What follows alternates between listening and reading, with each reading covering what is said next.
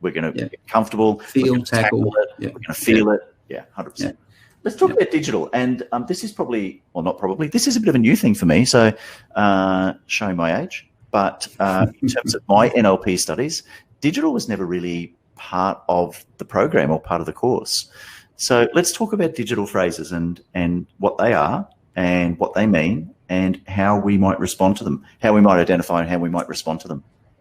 Well, when I learnt NLP all those years ago, it was explained to me as auditory digital. So it's more the way people say or write something, and it's all the business speak. Who knows that when you write a letter, very rarely do you write that letter the same way as you'd speak the same information.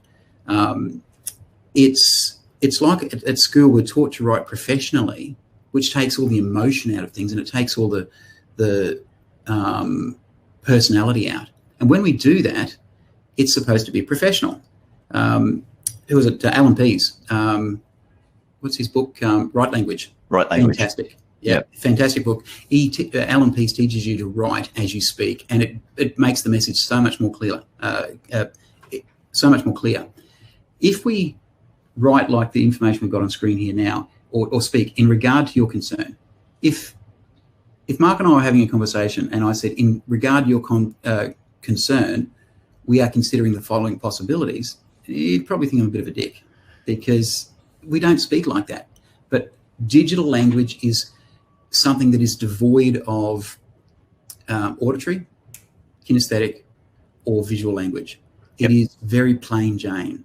And as I was saying earlier, if we're having a conversation about computers, I might have to talk about RAM and CPU speed and things like that and all the jargon.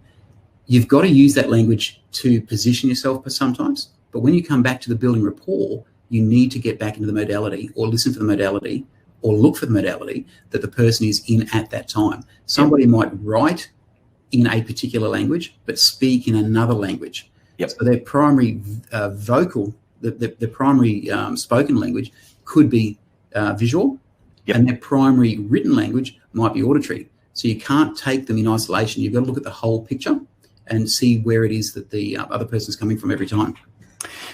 Mate, let's tackle Trevor's question, because now that and I wanted to wait till we've gone through what digital was. So I've got to rep that always talks in digital phrases. How do I change this? What are your thoughts? Listen for how he talks when he's not talking about work. Find out what motivates him. Find out how he speaks at different times. He might be talking digitally because the product he's selling or the environment he's in, he feels more comfortable in that digital space. Whereas at home, he could be a very kinesthetic person and huggy-feely with his kids and talking about how it makes the kids feel and let's go and play and let's have a wrestle and things like that. But in his work environment, he switches modalities because he might feel that's more comfortable.